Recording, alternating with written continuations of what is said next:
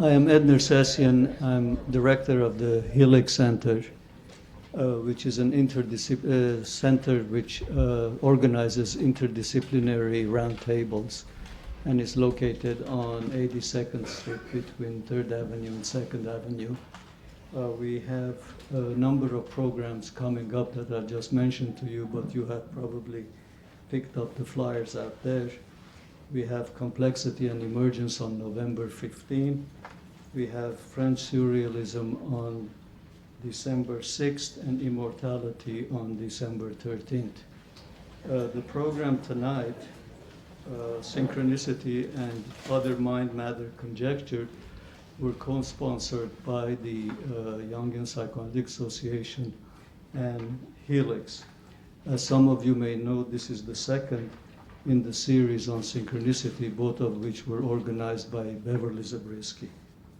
I just want to take this opportunity to tell her how appreciative we are for all her help to Helix, and to express my wish that we can continue to be a beneficiary of her knowledge and wisdom moving into the future.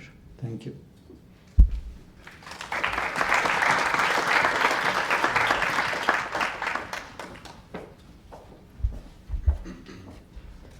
Good evening, I'm Donald Gracing, the president of the Jungian Psychoanalytic Association. We too have flyers, and I hope you get information on the way in. I merely want to say before we get started what a delight it is to be participating in the second collaborative effort at the Helix Center, and capitalizing on the excitement that we generated in the spring. And with that, I'll turn you over to our moderator, Beverly Zabriskie. Thank you. Good evening. I'm so glad you came to be with us tonight as we discuss this very difficult topic. And as was mentioned, it's the second time we've tried to address this theme. It's especially, I think, in the spirit of the Jungian tradition, and particularly the JPA, my organization, that we do such an event with Helix. At a certain point in his career, Jung stopped going to just analytic conferences, and instead he converged a group called the Eranos Roundtable, which was held in Switzerland with scholars from all the different disciplines, mythologists, Indologists, scientists, poets, and he felt that he was looking for analogies from whatever field existed, because he saw it all as expressions of the psyche, that art, religion, science itself, philosophy, all emerged from the human psyche, and so everything is relevant to its experience and to the way it manifests. And so I think we've been particularly drawn to Helix because it picks up that same model and brings people together. The one big difference between Eranos and the roundtable format here is that these were all scholars who wrote very scholarly papers and read them and presented them. And we come together on the Helix model, which is a little bit more like a free-for-all. And people don't really know each other ahead of time, and one of the objects is that the speakers learn a great deal from each other. And I think that happened the last time, and I hope it happens again tonight. I'm just going to give a couple of quotes, and then I'm going to ask my colleagues here to introduce themselves. And then we will start the discussion and see where it goes. And I'll say, if they're too modest, I'll say a few things about them. So please be as full as possible when you describe yourself. Jung was especially influenced by William James and William James's notions of the margins of consciousness and the varieties of experience. And so following that idea, he tended to go toward the margins of consciousness and studied whatever seemed mysterious or invisible or below the surface. And one of the issues that he noticed was how very often he himself initiated a whole new process in his life, and how often his patients did, because they had an experience that seemed to them quite uncanny.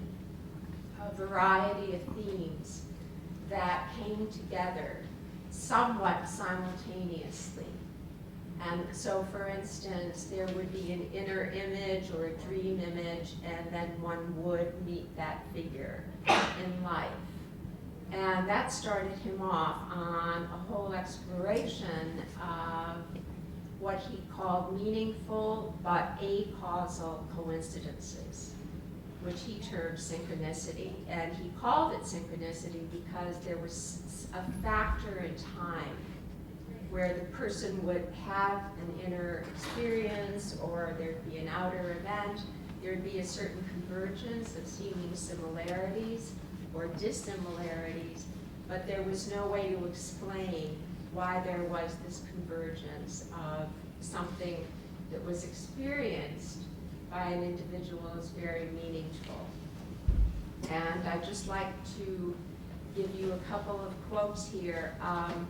As someone who was trying to deal with the whole question of mind and matter, I had my comeuppance before I came tonight, because I had all my notes in my printer and there was a paper jam, and no matter what I did, I couldn't get them out. So I'm reading this off an iPad, which I'm not quite used to, so bear with me. Jung wrote, "The problem of synchronicity has puzzled me for a long time, ever since the middle 1920s, when I was investigating the phenomena of the collective unconscious and kept on coming across connections which I simply could not explain as chance groupings or runs. What I found were coincidences which were connected so meaningfully that their chance concurrence would represent a degree of improbability." So I hope you were able to follow that. And then he writes 30 years later, Pauli, Wolfgang Pauli, the Nobel Laureate quantum physicist, has prompted me to write my thoughts on the concept of synchronicity. Since physicists are the only people nowadays who would be able to deal with such a concept successfully, it is from a physicist that I hope to meet with critical understanding, although, as you will see, the empirical basis, the experience, seems to lie wholly in the realm of the psyche. So it's on that basis that we sit here tonight, two Jungian analysts, two physicists, and a philosopher of science, if that's the correct way to describe Harald. And now I would just like them to tell you about themselves and why they are drawn to this subject and their entry point to it. Harald. Farzad Mahutian. My background's in philosophy and also in chemistry.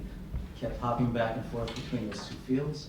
Currently I teach at New York University in the School of Liberal Studies, and I teach both the science requirement and the humanities requirement.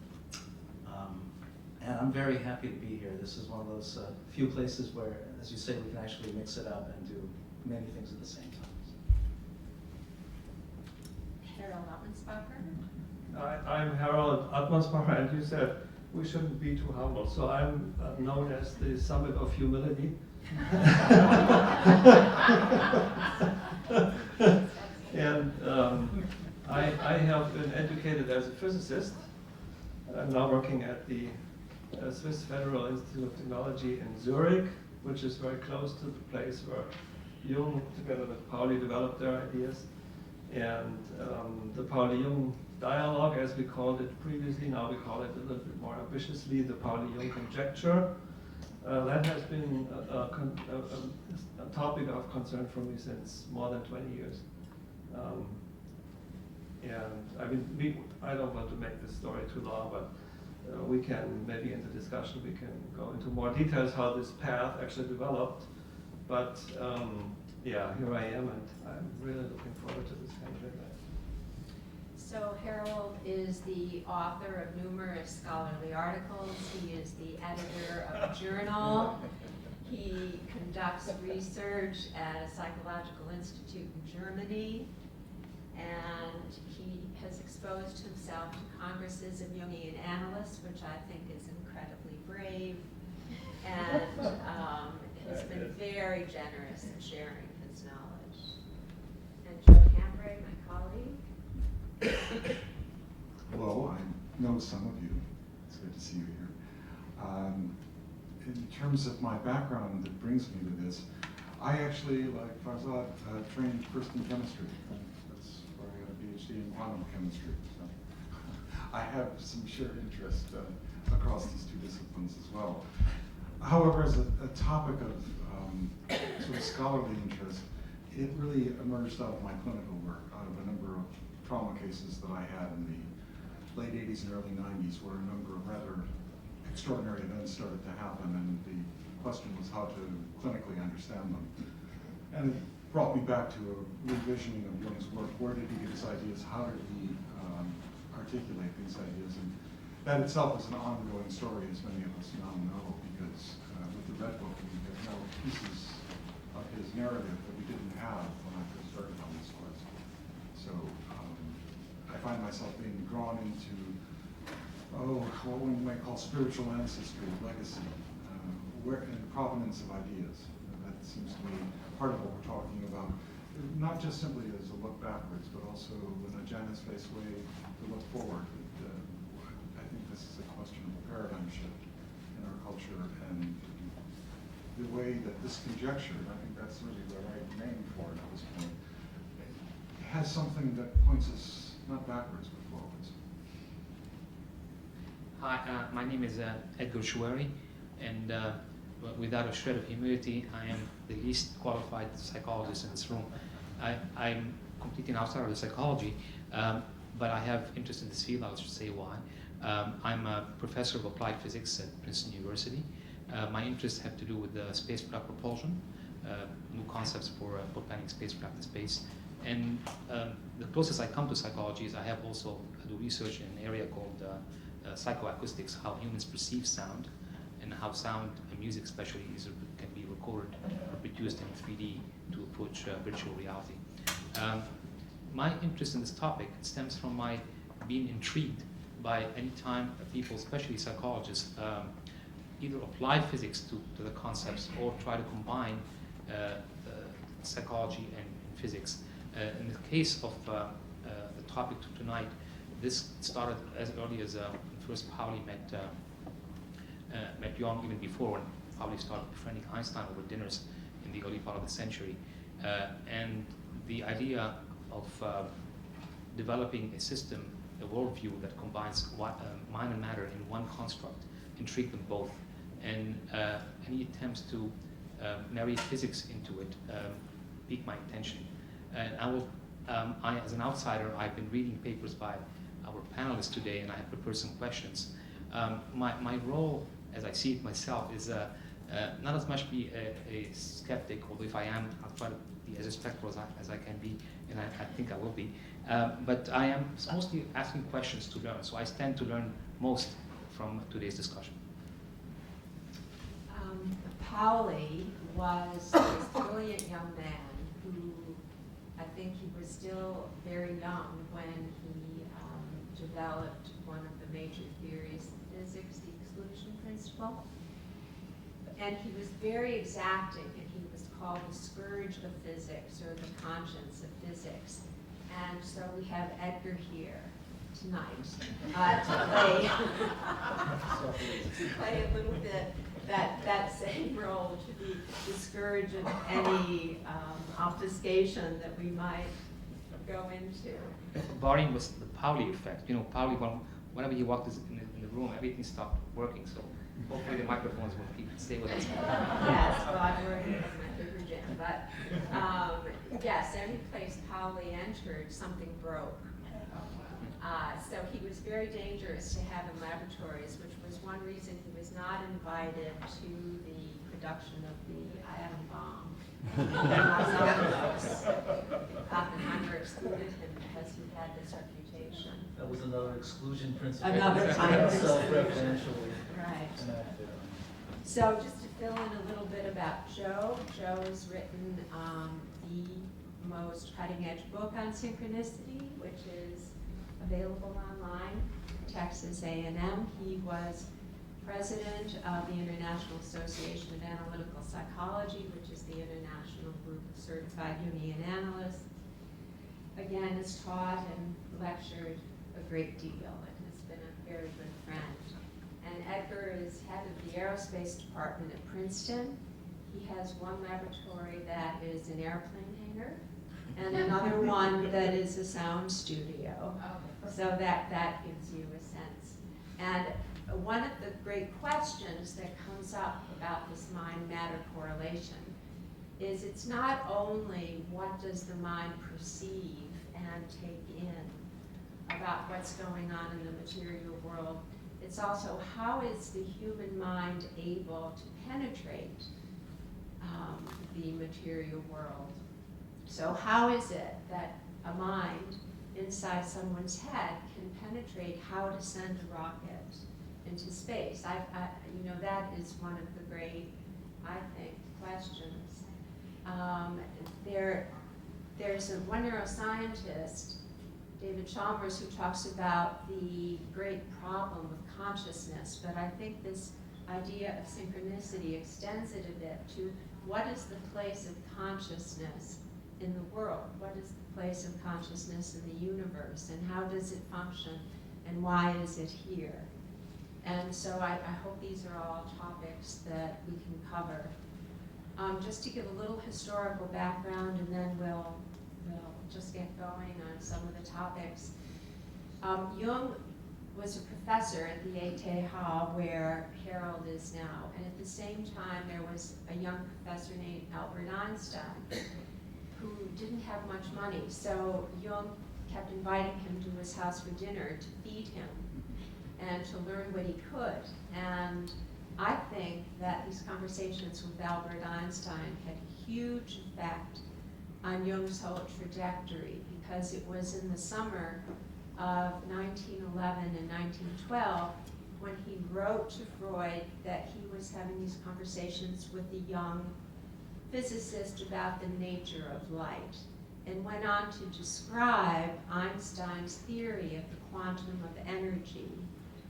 Shortly after that, Jung separated from Freud, mostly around the topic of how all psychic energy could not be considered sexual.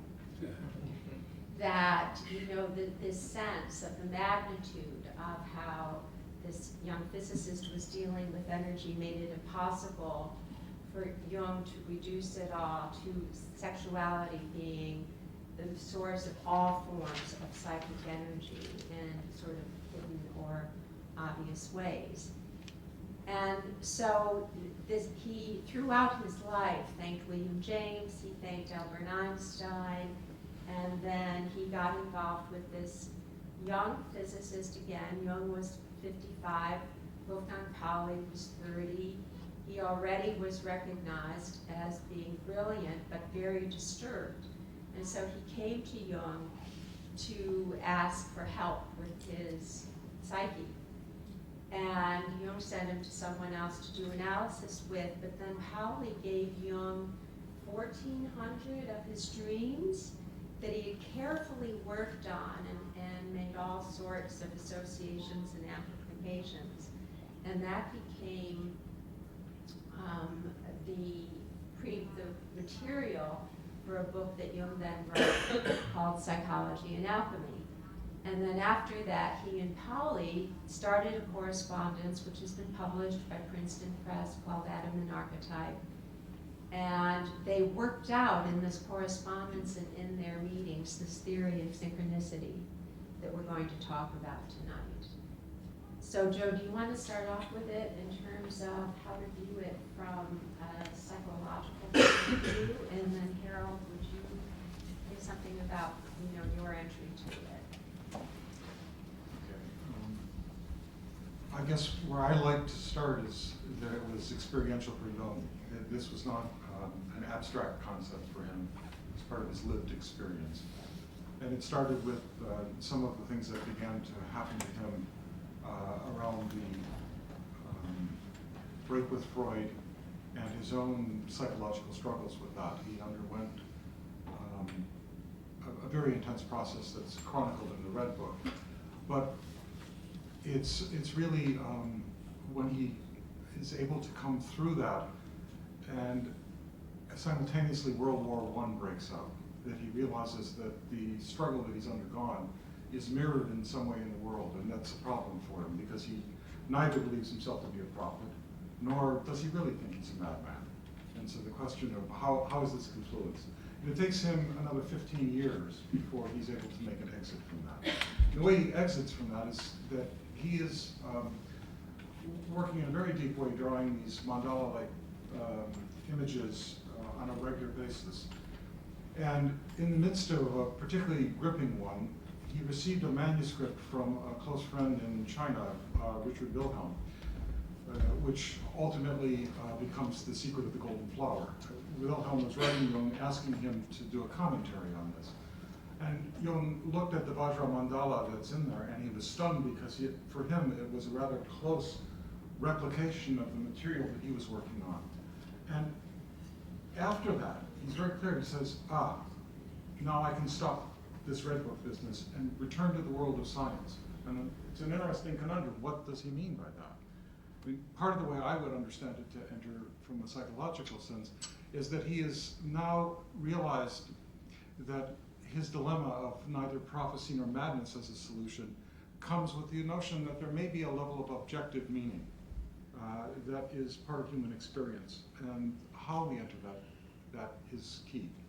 Clinically, this is what comes up over and over and over again. Anyone who does depth work, and I won't do it now to take the time, but I've got some work from some psychoanalysts who are not at all influenced by Jung, but when they present some of their clinical material, strikingly, working at a deep level, these kinds of events, this correlation between what's happening internally and what's happening externally show up again and again. So this correlation that can't be easily ignored, that has great emotional impact, and often is transformative for people, becomes, for me, an extremely important psychological tool. I don't think we can control it and manipulate it, but we do have to work with the levels of reality that the mind is able to penetrate into from a psychological side. And then I think it's our colleagues on the matter side that we're interested in being in dialogue with. Just to ground that a bit more, could you give an example of the kind of synchronicity that either patients report or that you experience in a session? Yeah, and my own argument here, which is a little different than Jung's, is I think there's a spectrum, that is, there are varying levels of intensity. And in fact, the model that Harald puts forward in this Pauli-Jung conjecture actually gives us some tools to talk about that spectrum of these things, because Jung, as a pioneer, looked for the largest examples, and I can give you one. You know, I was working with someone who had a very severe trauma history. She, every time I would leave for more than a week, we would have to put her in the hospital so that self-destructive behaviors wouldn't get out of control. And finally, after about a year and a half of this rather contained work, she asked if she could have a phone call between, while I was away. And that's, of course, a breach of normal analytic protocol. But after some consultation, I decided to do this. And when I got on the phone with her, the first thing she said, "Are you in Germany?" I asked her why she was asking me that. I was in the Caribbean, quite frankly. And she said, "Well, I had a dream last night you were in the Black Forest and I couldn't find you." And it obviously spoke to a level of disorganization and distress that this person was suffering. And I worked for the remainder of the time on the phone, helping contain that. And in fact, the woman was able to stay out of the hospital during that entire period. The next day, I was beginning a course of diving while we were in the Caribbean, and I was asked to go out for my maiden dive, the first dive in open water. And I, with some trepidation, agreed. And then the dive master said he would be my dive buddy, and as we got out there, he pulled us around and said, "Let me tell you about the site today. It's called the Black Forest." And so there's this moment of crisis, obviously. You know, what am I jumping into? What psychologically, what's happened between the patient and myself? Is it a precognitive dream? What is the quality of this field of interaction between us? And one of the things that, I won't go into a long detail, I want to close it quickly, but one of the things that I was most impressed with is that we were both in an image that we shared, that is the Black Forest. Hers was one of a sort of world of Grimm's fairy tales, childhood monsters. Mine turned out to be black coral, which was an exquisite dive. It was one of the more transcendent moments in my life, and yet here we are both in the same image. I obviously had been overly rational with her, and I'd been hit by her irrationality, and together we had been brought into what I would call an emergent space. It's this edge of order and chaos, where this image of the Black Forest was manifesting in both of our lives in rather different ways, but in very parallel and meaningful ways.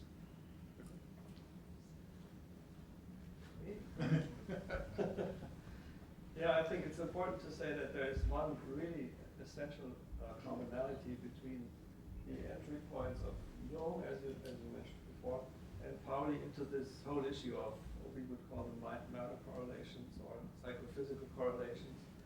And synchronicities are a special case of it, in a way. Yes. And this commonality is personal experience, really. I mean, Jung, of course, you mentioned this, Jung had these experiences in his therapeutic practice over and over again. Pauli had them in his, when he had this personal crisis in his life very much, in the 1930s, 31, 32, which was actually the reason why he went to Jung and met him. And then also, I mean, Edgar mentioned these Pauli effect things. You know, things would break when he entered laboratories of colleagues and stuff like that. So he had these experiences. But now the difference between a psychologist like Jung and a physicist like Pauli in how they confront themselves with these experiences is that Pauli would never, you know, tell people about his anecdotal experiences. He would try to find a systematic way to understand them. And he would enter into a public discussion only at the level of when he sort of has a theoretical framework, or at least an idea how to talk about these things in a scientifically coherent fashion, let me say. You know, this is, of course, we all know this is immensely difficult for these things.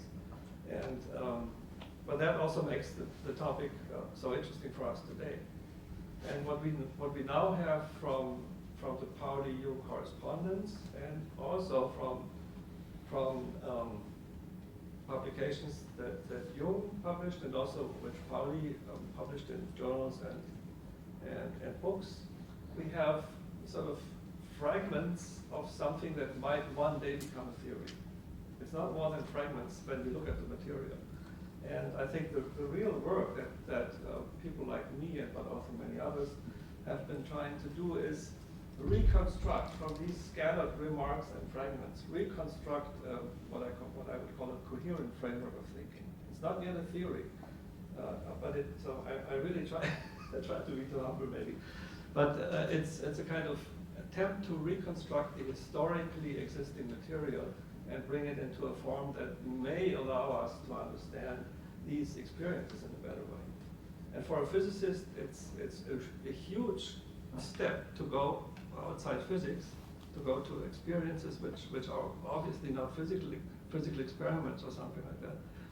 And for a psychologist like Jung, it's in the same way a huge step to go out into the psychological domain. So we're really talking about the meeting of two spirits, two minds, two of the greatest minds of the 20th century, which try to approach this revolutionary thing, which we might call relationships between the mental and the material. And you have mentioned Dave Chalmers, right? Oh, you have mentioned Dave. You have mentioned Dave. You know, Dave Chalmers is, since a few weeks, he is a member of the faculty here at New York University.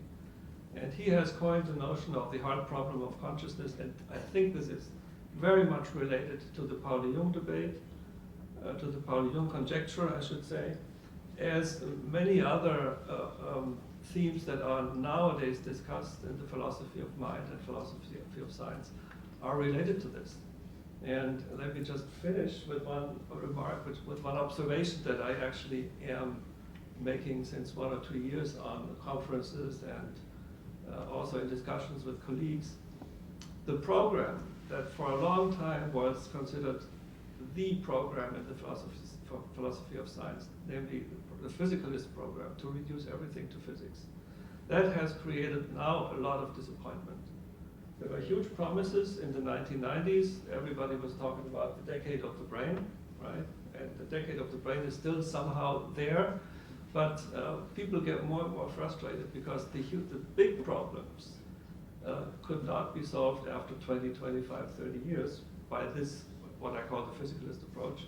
And now people are looking for alternatives more and more at big conferences. This is really a theme which is discussed very openly, and I think the Pauli-Jung stuff is one of the really viable alternatives to physicalism, and that's one of, that's why I think has a very good chance to now go beyond the psychoanalyst societies and beyond the people who know Pauli from a history of science point of view. It really becomes a research topic now, and that's great.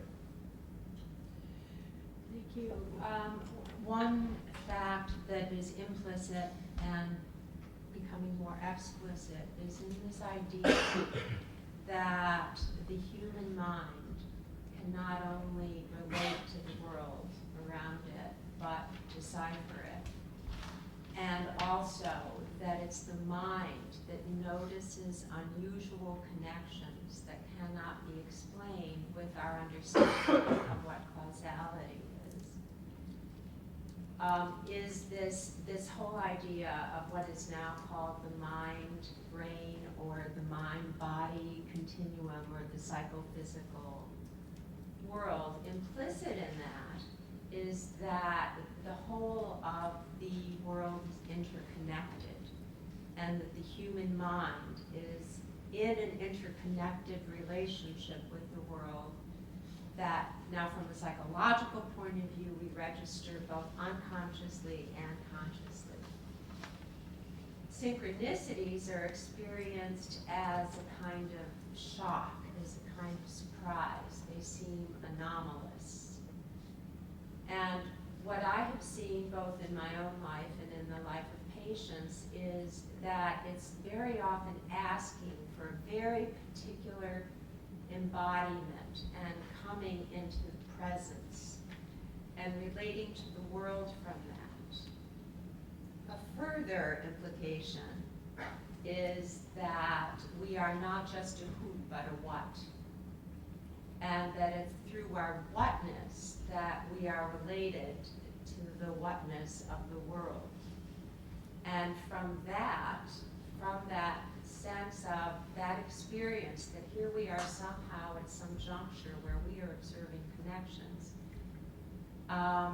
that we then are in this relation to the world that needs to have a responsiveness and a responsibility that comes with it, the whatness of the world.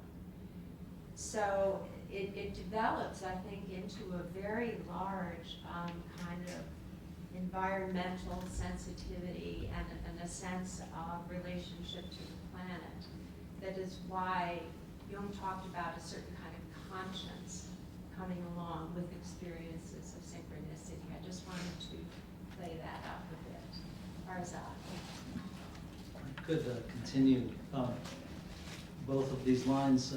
The philosophy of science has come to an impasse. It's been long in coming since about the 50s and 60s when the whole program, both of positivism and physicalism, was questioned. And the expectations didn't come to fruition as dreamed of. In the meantime, a different program in philosophy of science came up that really addresses this issue of responsibility and conscience.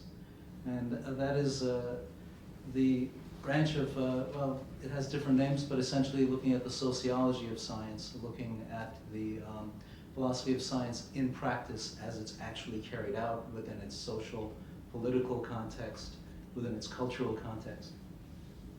And studies that have been done in that area tend to raise the awareness of scientists, well, certainly general public, but the scientists themselves, that what they're doing has impacts in a broad sense, far beyond the theoretical frameworks that they're trying to perfect. Okay, so I will now zoom back into the pairing of Pauli and Jung. Here you have a physicist and a psychologist, who in our framework of Western science as we have it, are as far apart as you can get. They're about far enough that they would meet if this were a circle, which they in fact did. And the conjecture really is that they're not apart. That there's one world of which these are dual aspects. The Pauli-Jung conjecture that Harold's been talking about. So, was that an exception? It sounds like one.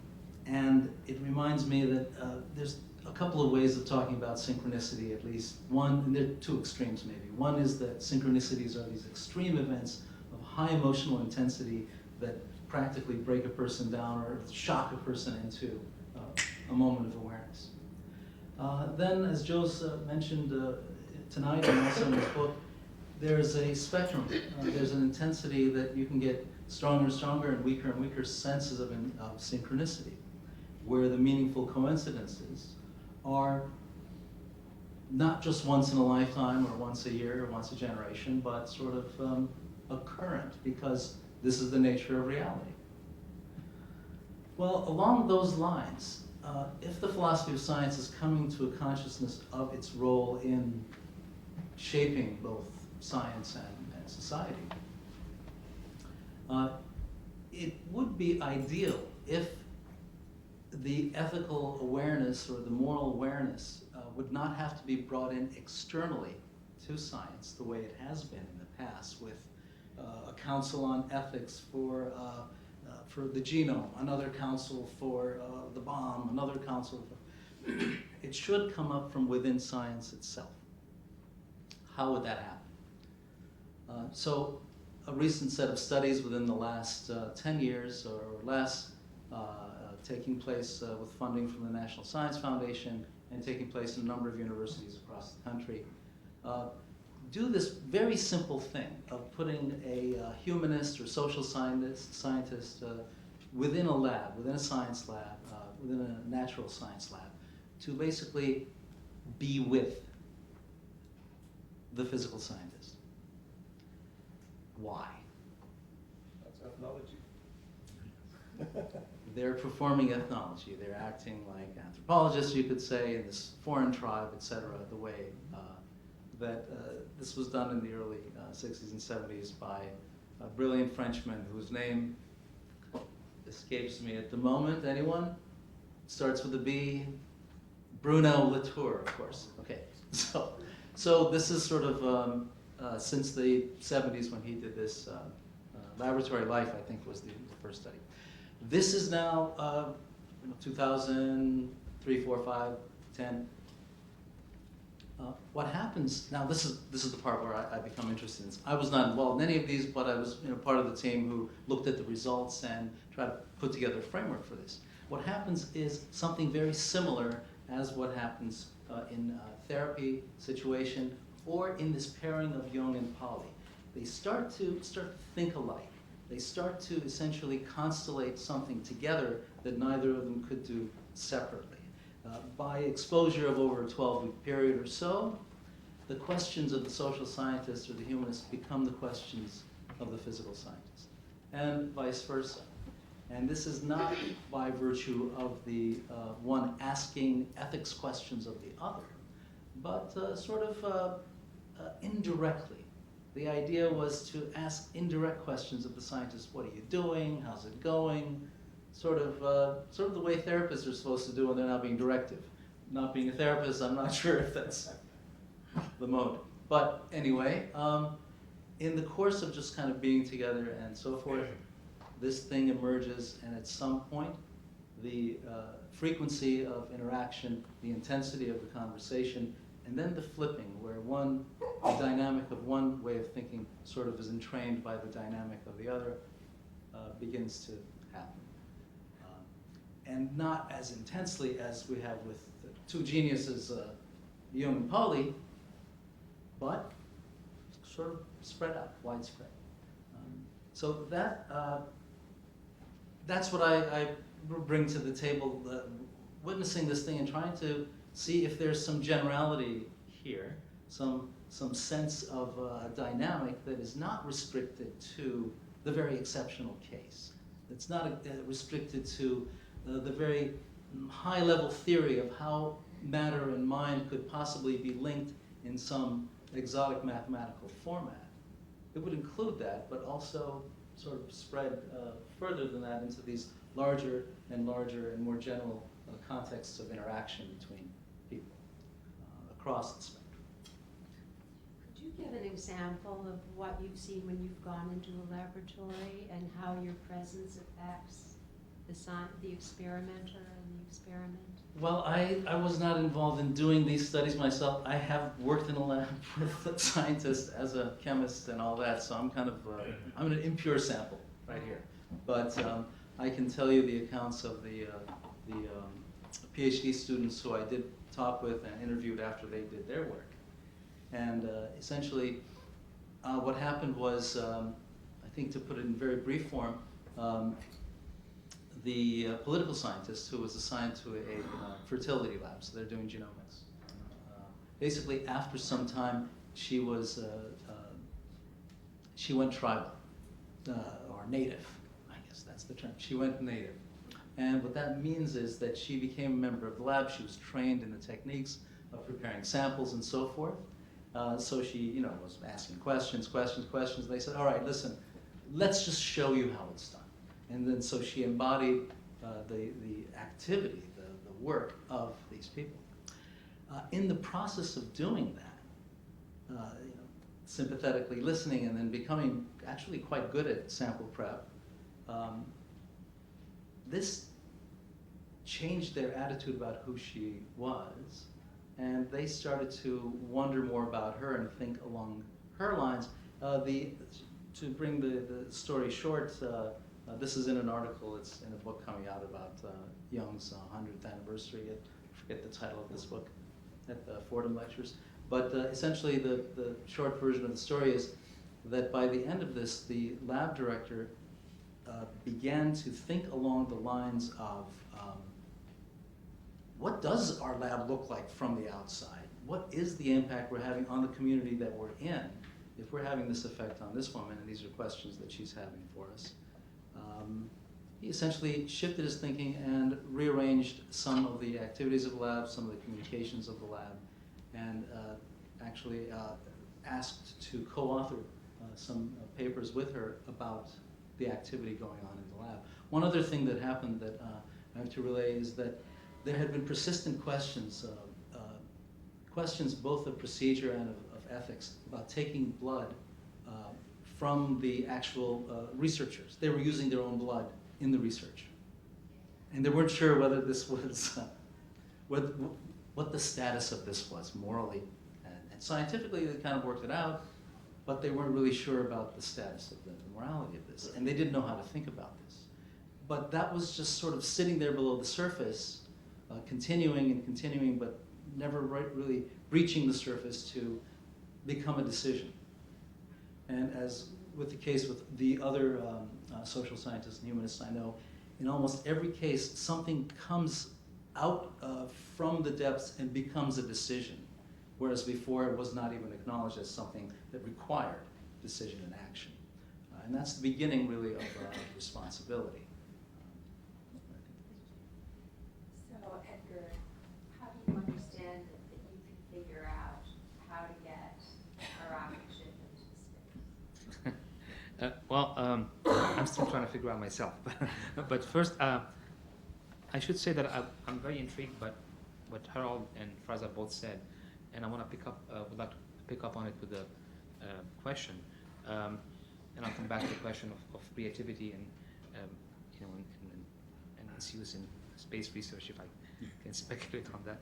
But mostly, I think what Harald told us, and also Farzad explained also more, that there is a consensus, at least in the community of historians of science and also other communities, that the positivism and physicalism have failed in reaching both the world of sciences of the mind and the sciences of matter. Harald talks about the Jung-Pauli conjecture as a starting point for a hopefully more successful description. What Harald didn't tell you, because he's humble, that he has done major headway in that direction. In some seminal papers, he actually, because of his background in physics, he was able to find really fundamentally important relationship and properties, and I'm going to try to describe them in a simple fashion, that really put light on this conjecture as being a very promising starting point. So what I'd like to do is describe to you from my understanding of what some of the work that Harald has done, and gear it towards a question which I would like to ask. So basically, and this is really at the heart of the discussion today, the relevance of the Pauli-Jung conjecture. So basically, in physics, we do measurements, of course. And measurements take us from a realm of the properties of material to the realm of knowledge of how materials behave. So using nomenclature used in the field where Harald works, they talk about an ontic reality, where ontology is the realm. Basically, a particle has mass, has momentum, has energy, things one could measure. We call that the realm of ontic reality. And a measurement takes us from that realm to an epistemic reality, where we can know something about how particles behave. So what scientists do, they take a measurement which takes them from the ontic reality to a epistemic reality, the realm of epistemology, science of knowledge. What's incredible about quantum physics, the revolution that happens in the early part of last century, is that physicists discovered, and Pauli played a major role in that the mere act of making the measurement has a back reaction, so to speak. It has an influence on the ontic reality itself. So that took a while for that to absorb. And now today there's no doubt that that's the case. There have been numerous experiments establishing this seemingly non-intuitive fact, purely physics experiments, where people show how particles, the property of particles, by the mere observation, and the observation does not have to be done by a conscious observer, it could be done even by an instrument, will influence the property itself, or some of the properties of the particles. So this influence of the observer, as it's called in quantum mechanics, is a fundamental prediction and verifiable and verified aspect of quantum mechanics. What Pauli did, since he was very much involved in this, he actually found a parallel, and in many ways convinced, I shouldn't say convinced, because Jung has already the predisposition to take all that and run with it, basically that there's a parallel in the case of mind. So the parallel is that as we have ontic reality, which is the properties of, let's say, particles, similarly there's an objective reality in the unconscious. These are, we talk about local mental objects, which are states, mental states that can be defined in a Boolean fashion, 0, 1, sad, for example, happy. These are things that we can talk about unconscious. And then awareness, which is the equivalent, in a way, the analog of measurement, takes us from this unconscious to the epistemic reality, which is consciousness. So we become conscious of a certain feeling, let's say. And what Pauli conjecture, so to speak, that there is, same way as in quantum physics, same way as it was discovered at that time in physics, there is a back reaction. There is an influence. The mere awareness will, similar as in physics, mere awareness of the unconscious as it becomes conscious reflects back on the unconscious and changes it. Okay. So this parallelism was stated as early as in 1954. It was already enshrined in a book, but it can be traced back even earlier. Now, what Harald forgot to tell you, or didn't tell you, because of his humility, is that he did actually major discovery in that section. What I'm going to try to do is summarize very much in what he did. Okay, so and the problem is that this is a mathematical trick or mathematical discovery that is hard to describe to non-mathematicians. So I'm going to do my best. Remember, I talked about going from the unconscious to which is the ontic to the epistemic. Now, an example, for example, you take a survey or do a questionnaire. You have to report on some states, some mental states, let's say, of some, and the mere act of doing so will make, which will put down in writing this epistemic, realization, has an influence on the actual states. Now, what Harald did, he was able with a classic paper, which was, I think, already recognized to be classic paper by Atmanspacher and Romer, 2012, that these mental states or these the realm of the ontic in this analogy has some mathematical properties, okay? And they are, to use a technical term, that can be described as non-commutative structures, which happens to be exactly the proper mathematical system with the mathematical properties that quantum mechanical systems in the realm of the ontic possess, that can be described also as non-commutative structures. This discovery seems too technical, but actually it's very startling, because it shows that there is indeed more than just an analogy between these two parallels. It shows that there is actually a fundamental relationship. To use this word, he talks about a constitutive joint principle combining both the mental and the physical. Okay, so now this is my explanation of my interpretation of Harold's work. Thank God he's with us, so he can correct the mistakes I've done. But now I'm going to pose my question, and to understand the question, and again, it stems from my intrigue, my being intrigued by these relationships between physics and depth psychology, and wanting to poke more than just learn. So by poking, I hope to learn more. So the question I'm going to pose comes from my own work. I'll give you an example of my own work. So I work in a field of plasma rockets, where without going into details, rockets use a plasma, which is a gas that's ionized to produce thrust for spacecraft. These rockets can become unstable. They can start to oscillate, okay, and they can turn on and off. They use electrical power, and they have their own behavior.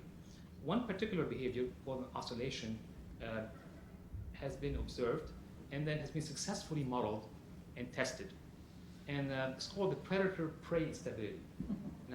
Now this instability is interesting. It's like what happens when you have in a forest predators and preys, and if the predators eat all the preys, eventually the predators will start to die, and then when the preys outnumber the predators, and we have a cycle that can keep feeding itself and called an oscillation. It turns out the oscillation that happens in these clusters are exactly similar to this, and we use an equation to describe this oscillation called the Lotka-Volterra equation. Lotka is an American mathematician, Alfred Lotka, and Vito Volterra is an Italian mathematician who described the fish in the Adriatic Sea by this equation, showing how certain fish are predators, other fish that are prey, their population goes up and down and oscillates exactly in the same way we see in the thrust. Okay. So here is a mirror.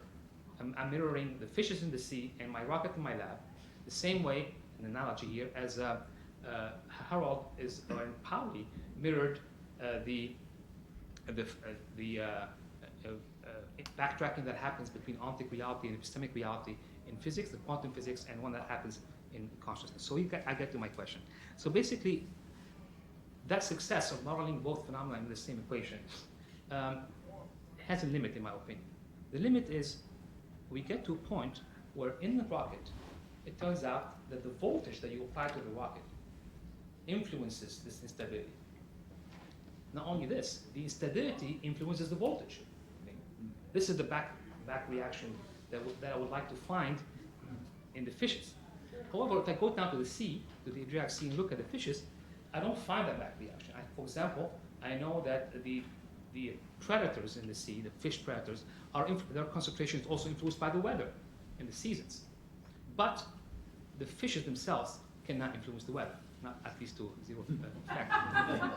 So we have this breakdown, which shows you that finding these beautiful commonalities can be very promising, can shed the light, but then pushes me to ask the question: is this beautiful, not only analogy, but beautiful mathematical similarity that you were able to find elegantly, are they more? Can one say that they are more than just an analogy? Can we really expect them to materialize into a worldview that's very concise and very powerful of the mind-matter interactions? Yeah, let me start with the following remark. I've always, not all my life, but for a long time I've waited for someone who can explain these things so well as you. Thank you very much. Now let me start with a quick answer to your final question and then elaborate on this a little bit. I would think that there's one big difference between the Lotka-Volterra or predator-prey model and what we have in mind when we talk about these mind-brain relationships. And that big difference is rooted in the notion of causation. In the Lotka-Volterra cycle, you always have causal interactions. While I would insist, Pauli and Jung also insisted that, for instance, synchronicities, like interrelations between the mental and the material, the mental and the physical, are just free of causal interactions. And Jung would even insist that we must not think about these correlations as causal relations. And that, I think, is a big difference. Now, to your question that follows from this, how seriously are we actually, or should we take these analogies?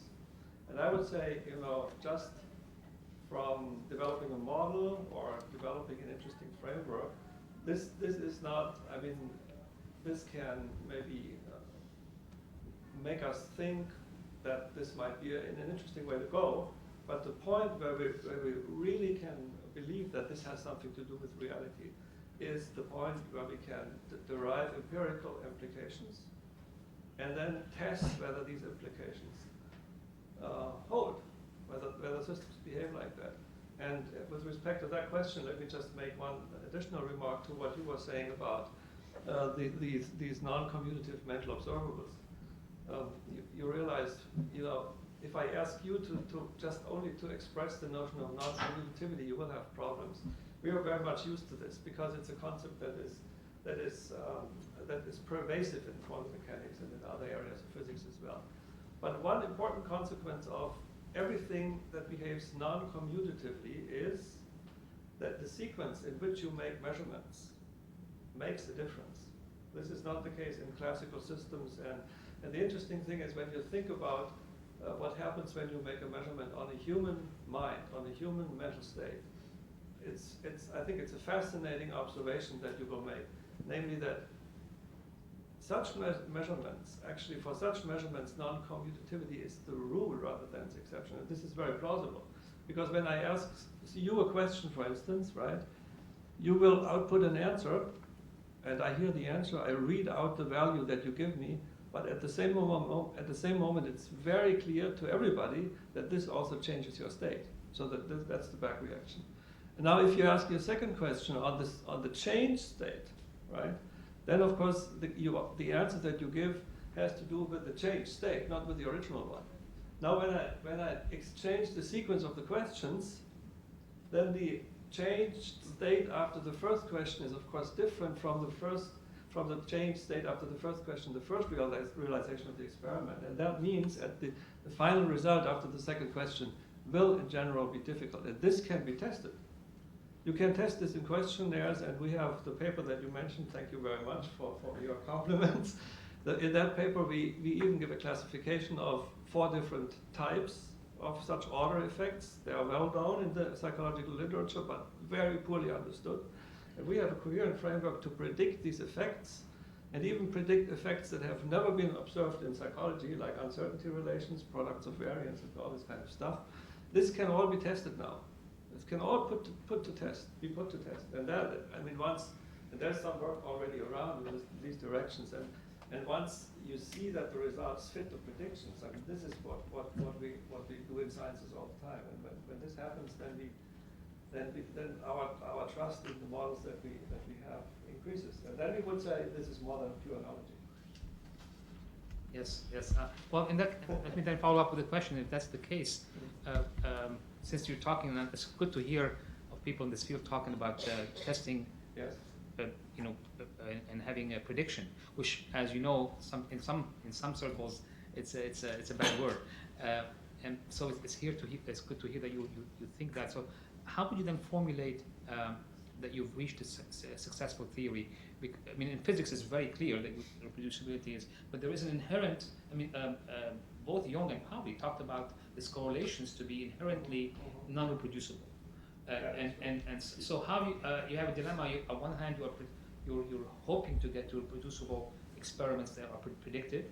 On the other hand, fundamentally, these correlations are not predictable and not reproducible. Very good point. Yes. I have something to say about that too, but maybe. Yeah, and I think that is one of the great differences between psychology and the hard sciences or the material sciences, that we always have the individual subjective factor, and most often the individual emotional factor, and you can't really reproduce that. I mean, you can't go into a lab and make it happen.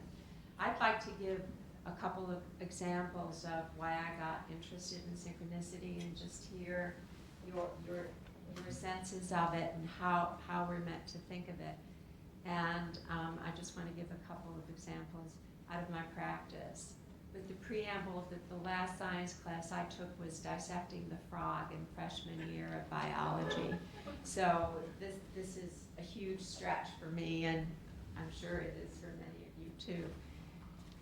One thing that frequently happens in the consulting room for me, or even in the hallway when I open the door to my office, as the person is coming toward me, I have an image that comes, and it has got nothing to do with anything I was thinking before or anything that I'm going to think after that session is over. For instance, in one case, I opened the door and I saw a woman, a very lovely, attractive woman I've worked with for a long time, and I thought lobster. Now, she doesn't look at all like a lobster. And she came in and she described to me that halfway through the session, they had just come from Canal Street, and when she went to take her car out of the parking slot, a lobster came right in front of the car. Canal Street, the lobster came up from the canal and was there on the street. All right, so that's one kind of thing. Another is that it's extremely frequent that I will suddenly have an image of something in a dream, in a session, or we will be discussing something and an interpretation will come out that I hardly recognize. I mean, it's like it comes through me. And then the patient tells me their dream from the night before, and that image was in the dream, and we have already interpreted the dream, even though the dream was not communicated and shared. So that's correspondence on a level that is not an ego to ego, and certainly not a rational to rational level. But the experience that really got me going in terms of exploring what these different synchronicities of unusual correspondences are, that's another way to think of it, was that in the spring and summer of 2001, patient after patient was bringing in dreams of blackbirds or writing poetry about blackbirds and ravens, or, having, and everything I read had blackbirds and ravens in them. And then when 9/11 happened, there was all this image of these black burned birds coming around the World Trade Center. And many children in art classes, we had a colleague who was working with children in a school in New Jersey, actually, said that the primary imagery that the children in the schools were painting were blackbirds. And there was just this sense of this ominous quality, that it was as if the psyche of these patients were picking them up. Now, I was the only person who knew that there was this sort of critical mass of these images. So it's the human observer who's making the connections. It's not that they're in the wider universe as far as we can tell. But that's not an unusual kind of situation. Or one day last week, every single patient had something to say about shoes or socks. Why were people referring to their shoes or socks? So then I have to start thinking about shoes and socks, and what's the symbolic meaning of that, and what's the communication around it. Smell the smoke, by the way. Since we've been talking about burnt blackbirds, it's got means. Or is it not just smelling smoke? Does anyone else smell smoke? It's smoke. That's a bad day today. Wow. Just throwing it in there. Half and half. So we better call the check. So in any case, I just wanted to give that as from a whole different point of view of what Jung was talking about in terms of synchronicities, which is a kind of non-verbal, non-rational communication of a build-up of different images or shared images, or you think of someone and they call you the next day, that kind of thing. And does that at all fit into your realm of what you look at when you worked in this clinic in Freiburg? What kind of anomalous situations came up there? 9/11. Oh, don't do that.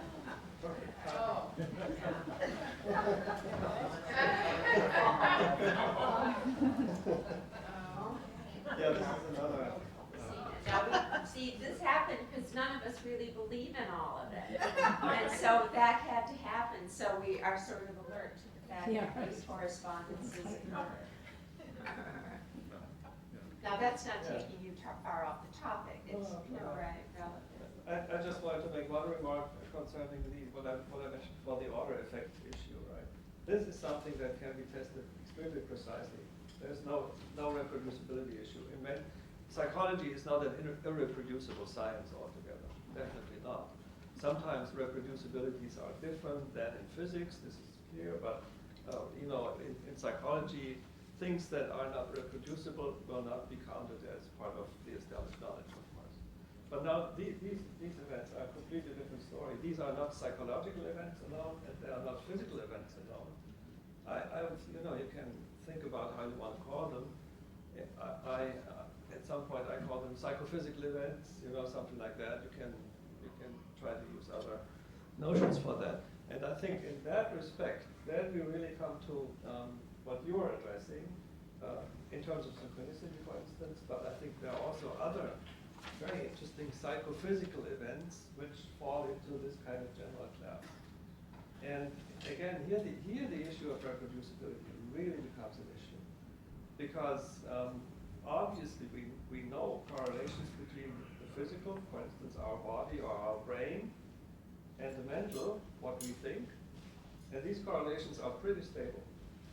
For instance, when you look into cognitive neuroscience, then people know that certain mental states, I let you do a kind of math task or something like that, then the brain activity that is correlated with that mental task is pretty much the same in all these across individuals and stuff like that. So this is a very stable, reproducible mind-matter correlation.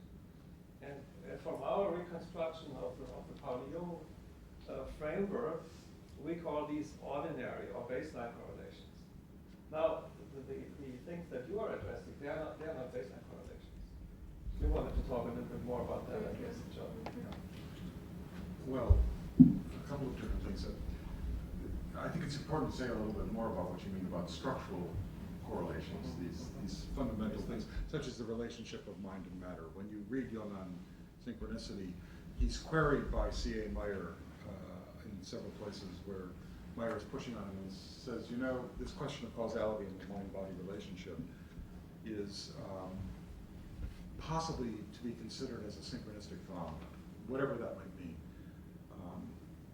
And Jung said, well, if that's actually correct, then I have to rethink the whole notion, because then it's not just the rare event. It is then something that's part of everyday reality.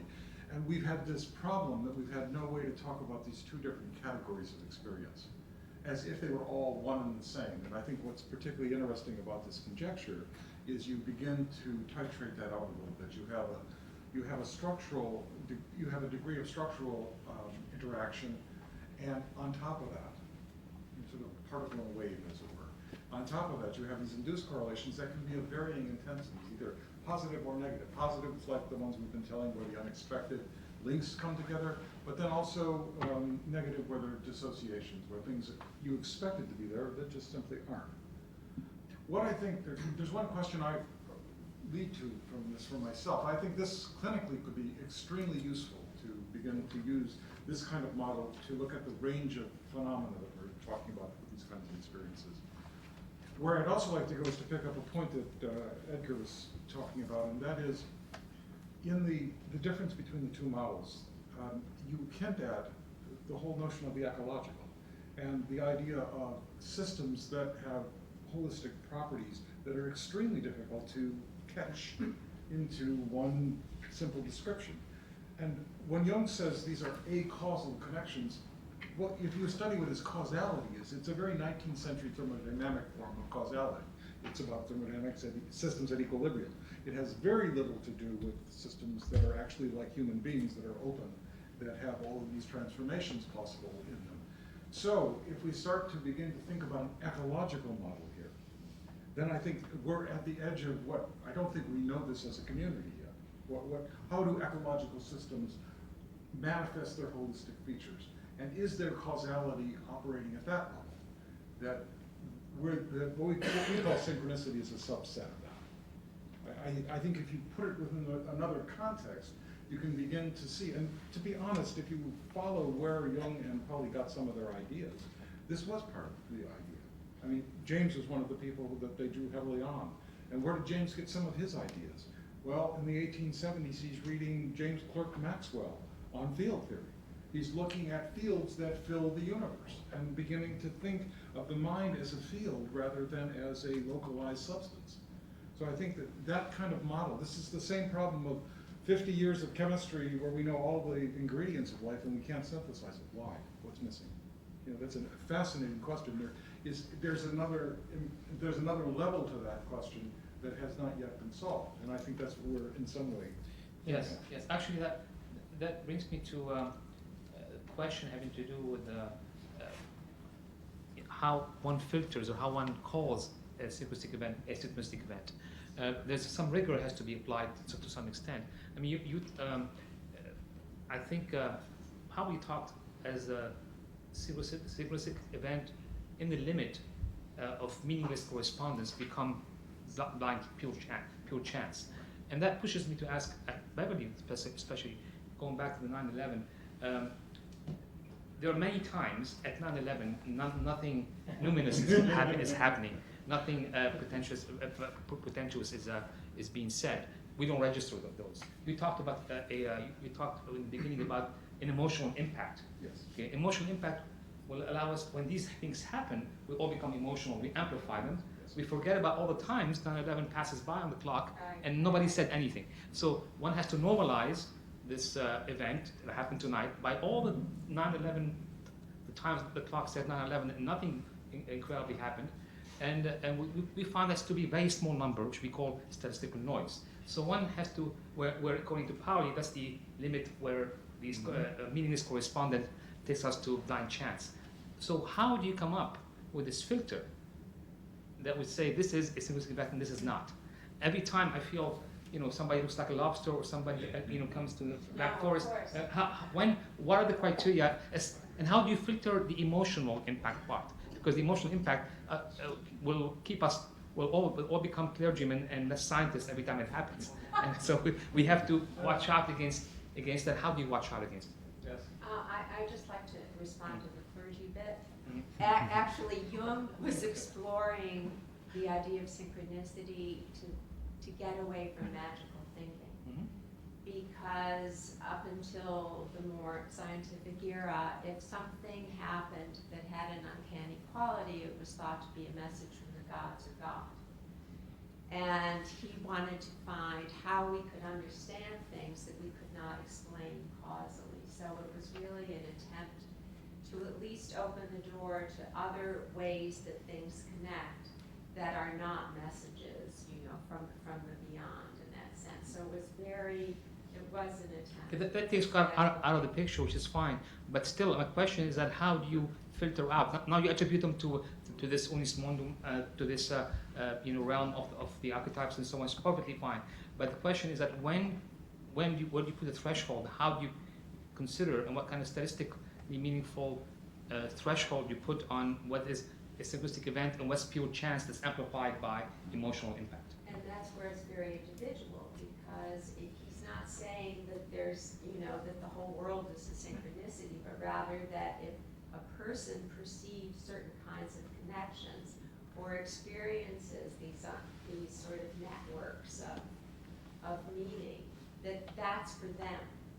It's not that then you go out and start a religion of synchronicity and you have to come and confess that you've had that many synchronicities. And it's the act of creation that the person is making for themselves, and they have to figure out then why they've noticed it and had an emotional reaction. I think that's really hard to keep away from the idea that they have to be universal phenomena. Well, I agree with Edgar that this is a very important question. Oh, definitely. Maybe it's only too difficult for now. And, we have to approach that question, maybe not we, maybe our grandchildren. But I think, nevertheless, it's possible to make, you know better than I, that science works in progress works in small steps, right? So what we can do with the Pauli-Jung picture, and maybe somewhat generally speaking with this dual aspect of framework thinking, we can predict a classification of what we call exceptional experiences. A classification of exceptional experiences. And this classification, again, can then be tested because we have a lot of material. That's the clinical studies that you mentioned from my work, right? We have about 2,200 people now who were seeking help at this counseling unit there. And their cases have been documented since 1996, very carefully and meticulously. And we can try to use this material, it's empirical material, in order to test whether the classification is correct or not. And what we found is the classification is perfect. It's not even perfect. It also applies, I was talking about clients seeking advice now, but we also did the same study with samples from the general population. We do not only find the same classification patterns, we also find the same percentage over the different patterns, and we find that's plausible. We find less intensity and less frequency because this is normal population, right? And now this is very interesting because now we have this is already something that can be reproduced. It's not a value of a certain probability, of course. It's a different kind of reproducibility. But then, and this is something very interesting. I think we did. This is a test. It's called a Mooney task. A Mooney task is you have a screen and you present on the screen a random distribution of black and white pixels, right? And then once in a while you manipulate the pixels in such a way that you see an indication of a face or an object or something like that. And then the subject is asked, do you see an object or do you see no object of the random distribution? And now one of the classes of exceptional experiences that we have does significantly correlate with false positives in the Mooney task. So what does that mean? This means when you show these people random distribution of points, they have a significant overabundance of telling you it's not random, there's a face or there's an object. So what they do, they attribute meaning to a pattern that actually is blind chance in what you say. And this is precisely the coincidence type, one of the 4 types in this classification.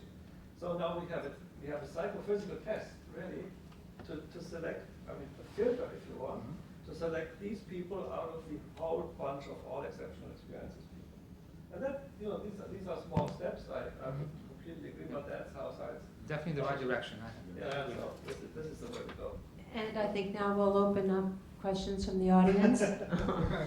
Yeah, go ahead. Well, I have a couple. I'd like to take a shot at a couple of Edgar's questions. Can you hear? Can you hear me back there? Yeah. Yes? Yes. Yeah, if you would want to take this. Sure. Well, then, I'll bring it back. So, about ecology, it reminded me of J.J. Gibson's ecological or Gibsonian psychology. He was attempting, as some may well know, to construct a representationalist direct realism so that there would be a seamless continuity between the ecological stimulus and the perception of that stimulus. There was no differentiation. So I'm just throwing that out there, if that would be something that would be of interest to that question about ecological circumstances. But I'll just throw them all out now. The second one that you raised that was just answered about the differentiation between coincidence and synchronicity. Since one of the defining characteristics of synchronicity is the personal meaning that the individual experiences, that would imply, as per the experiment you described, Harold described, suggests that there's going to be some neural activity, might be related to our predisposition to seeing, let's say, an arc, but see a circle, or to fill in an incomplete letter of the alphabet. On the other hand, that's not necessarily meaningful, but one extension of that kind of experiment could be to have volunteers, and they'd have to be very dedicated volunteers, and if they did happen to have a synchronicity and they were willing to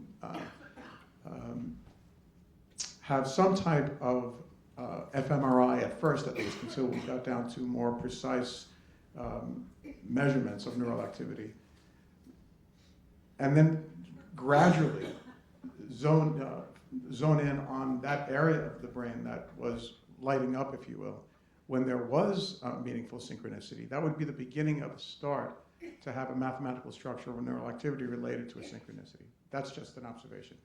The question that I have, though, for Harold has to do with a lot of research, some of it quite recent, that seems to decouple causality from the direction of time at a quantum level, such that the experiment is carried out in a normal direction of time, but the effect actually occurs or can be detected or measured prior to the cause.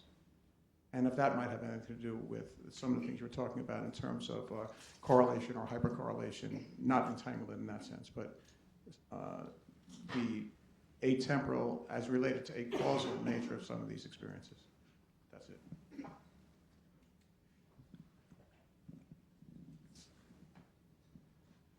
Anybody? Yeah, I mean, this last issue is really, I think it's pretty complicated because that touches on several fundamental research topics in basic theoretical physics. I don't know whether this is something I should go into too much detail. It's correct that there are people who think that at the fundamental level, time doesn't play a role anymore in some sense. And then causation in the sense of something happening before something else is of course meaningless, because then the notion of time is not there. But maybe I can expand this into an issue which I think is broad, it's relevant in a broader sense, and that's the issue that in many of the sciences, not necessarily in fundamental physics, but people are completely over-obsessed with causation. I think, there's no experiment in the world in which you see causation. What you see is always correlations between observed variables or something. And then when you bring in causation, this is always based on a model that you have. And so this is already, if you want, this is a bias, Right. And I would always, and the Pauli-Jung discussion shows in a very nice way that correlations can even theoretically be more important than immediately ascribing causal relations to them. I think that would be my point, in that direction. That's what I was hoping. I'm going to take a stab at the ecological one and then ask Edgar to your opinion of this answer I'm about to give. And it's with regard to causality, and in one respect, sort of other models of causality than the linear. One could, I'm exploring the idea of whether synchronicity could be looked at as a sort of a cross-scale coupling phenomenon. And you wouldn't know this unless you were tracking all the different scales at which events are occurring, and then you could see a line connecting these things, and then something happens that is not expected if you're just looking at that level, but then when you have a coupling across different scales, then you get something occurring. And I wonder whether in the case of the thrusters, things like the volume of the chamber makes a lot of difference to what kind of oscillations you get, among other things that could be measured at various scales, much smaller, much larger. But if you don't know, if you're not tracking all these different cycles, it just looks like magic again. Yeah, no, I definitely see your point, and tracking these cross scales can present a totally different picture than one could see at the surface. By the way, just as a footnote to what all three of you have said regarding my invoking an ecological model of fish, I was only bringing that as an analogy between an instability I see in the thruster and there, and then I was bringing the analogy of that mirror, that parallelism, with the parallelism that Pauli drew between the back reaction that happens in quantum physics and the one that he was conjecturing also happens in the matter realm. So I wasn't trying to draw too many parallels between the ecology itself and so. But I'm intrigued by something you said early on, which I find very interesting. You talked about Pauli and Jung at the end of they're so far from each other in the field that they are almost at the end of the circle. I think that's correct today, unfortunately, with the exceptional people like Harald and also Joe, who come from a background, and you, who come from a background. I mean, 3 exceptions in 1 4. But still, most physicists today do not involve human. 99.9% do not involve thinking about what humans do. They think about the physics. Of course, there are humans that are thinking, but they don't indulge in that science. And the other thing, the same thing, most psychologists don't indulge in the physics. Talking about particles. So today they are very far. However, Joe spent a lot of his recent writings showing how the atmosphere, especially the tradition, which was only, I'm talking about the 19th century German Romantic tradition, had a huge impact on scientists at that time. So the German Romantic scientists, so to speak, were poets in many ways. They actually were striving to combine the experimental and the aesthetic. And Jung and Pauli were the direct product of that. And as a matter of fact, that can be traced. It's, Harold Bloom talks about the anxiety of influence and talks about Freud having anxiously influenced by, anxiously hiding the influence of Shakespeare. I think Joe will agree that Jung was probably anxiously hiding the influence of Spinoza that went all the way down from Goethe to Humboldt to Ørsted to William James to Jung and Pauli. And now that makes people from that time, and physicists and psychologists, very eager to talk to each other and very natural, especially when psychology is being born as a science. It was nothing shocking. There was Einstein being hosted by a psychologist is far less shocking than today I'm being invited to a psychologist's house for dinner. Very few psychologists would invite me, so especially maybe after tonight. But nonetheless, what I'm trying to say is that could it be that this affinity between physics and chemistry and physics and psychology is a part of a tradition? And here I'm going to quote something that Beverly quoted Jung saying in one of her articles.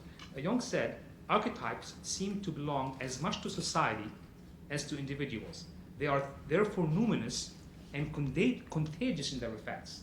So could it be that that the archetype of a psychologist physicist was particular to German Romanticism and contagious, and that Jung and Pauli just caught the bug?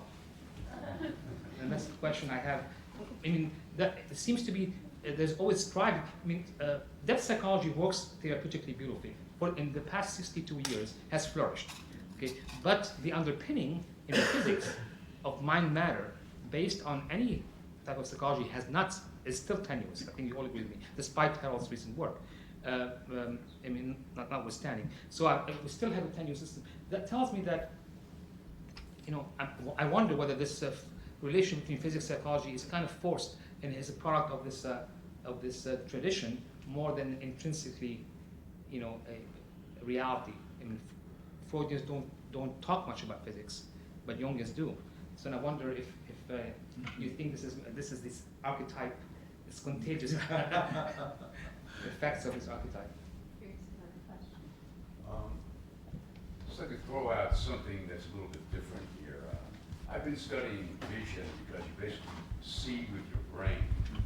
So you can't see without moving your eyes, and our ancestors, our brains evolved in the state of nature, used to call it samurai vision. So a human brain in a state of nature is actually capable of being aware of 7 streams of awareness simultaneously. Sometimes it's given the name situational awareness today, where we lock up our eyes on static letters and we atrophy that ability. So with some of these things about synchronicity, if we live in this world of 7 streams of awareness simultaneously, if you might, I've never asked this before, think that synchronicity might possibly have something to do with that 7-point awareness. I just tossed it. Let you cross field. Yeah, exactly. I was just going to ask what if those streams, if they have certain, I guess, cycling times or something like that. I have no idea. That It's would just be, that, you know, it's like the Da Vinci Code. You can see up, Yeah. down, left, right, you know, foreground. I mean, you know, when I'm talking, you can also see at the same time. And I'm just saying, you know, that's a fact. But I'm just curious, because nobody ever looks at it, what you think. that's a really intriguing. It's a really intriguing possibility. I mean, it does correspond to kind of the idea that we're very focused on very little most of the time that we know of consciously, and we don't cultivate samurai awareness. I'm not sure some of this. I mean, I would really defer to these folks who've tracked these experiences more to see if it's something within the perceptual field or not. As what you're suggesting is that it would be something that could be included in the perceptual field that we're not tracking, something even small. It's been called, you know, in India, eye yoga has been doing this for 3,000 years. So they have programs that are astounding that, you know, they used to practice this 2,000 years ago, but I wasn't around back then. So. But anyway. We have just a few more minutes. Are there any other questions, Michael? There's a question. Oh, I'm sorry, Margaret. Yes, me? Okay. Okay.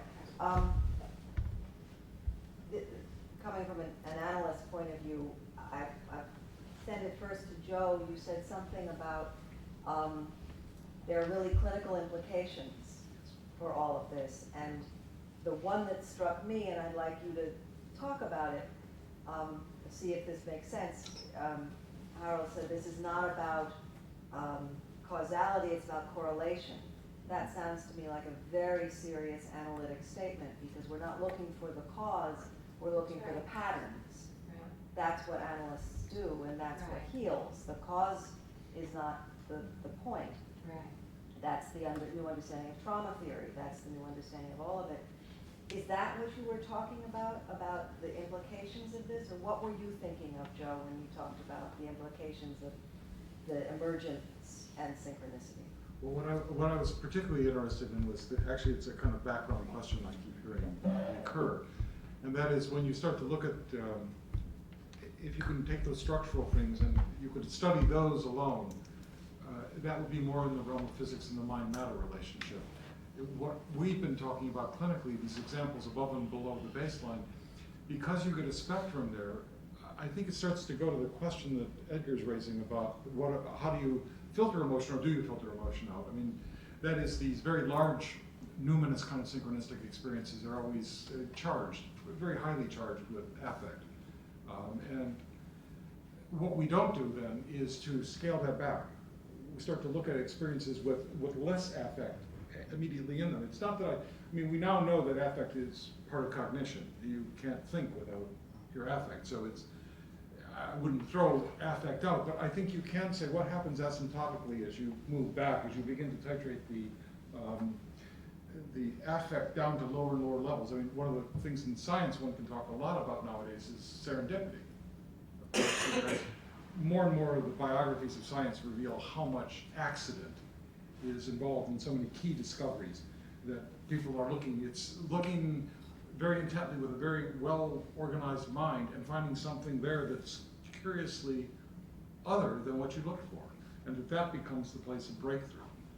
That seems to be an extremely important correlation thing. And you can say the same thing for analysis. Well, that's, yeah. Exactly. I mean, it's mostly serendipitous. I mean, these things about the lobster that comes to mind, the field that you're in, have a serendipitous quality. And I would say, quite honestly, every interpretation you make, you can't make an interpretation that isn't somehow part of this. There's a serendipitous field quality to what you're saying, especially if it's right.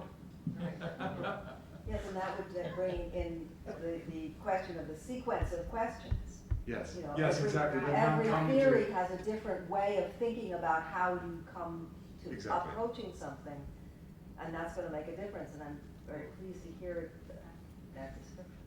So, Yeah, that's part of the training, I think. Yeah, is that's not part of to the be training. non-commutative in your question. We have one last question.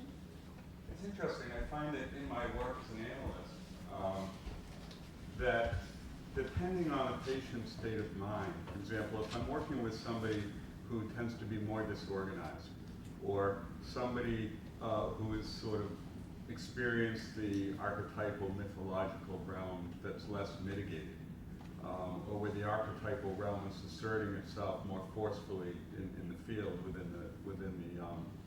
within the sessions, there seem to be more synchronous events. I will want to say words that I usually don't say, and in fact never say, come to me, and those words seem to somehow match the patient's experience or something they've gone through that day. And it seems to go back and forth and back and forth. And again, it often happens with when I'm working with patients where the ego, let's say, is more permeable to the archetypal contents. And I'm wondering if you can, if you notice that, or if you can comment on that. I think that's a near field phenomenon. And the kind of transmission that happens through body language, through facial expression, through the whole mirror neuron system. I mean, we now know that how your face is arranged, you've got 10,000 different facial muscle combinations. And however your face is arranged is sending neural signals to different parts of the brain. So if you smile, you're soothing and cooling the brain. And if you're grimacing, you're heating up the brain. And if you're with someone who is, in a very tense and strained and stressed state, there's a certain facial expression that we all, this isn't just analysts and analysans, it's also other kinds of connections. We are mimicking and mirroring and sending the same signals and getting into something of the same brain state that used to be thought of as psychic contagion. We now know much more about how our whole emotional, physical, cognitive system works. So I would think of that more as near field. Would Yes, you agree with that? Yeah. But in a way that can be so precise that Yeah, the and in language, fact, the choice of language is effective. Someone like Joe Ledoux, the NYU neuroscientist, thinks that these kind of communications are much more accurate and precise than any kind of verbal communication. So you've been wonderful to stay with us. You've been wonderful to come and to risk these kinds of discussions. So appreciate it. I always learn a great deal. And I thank you for your presence, and I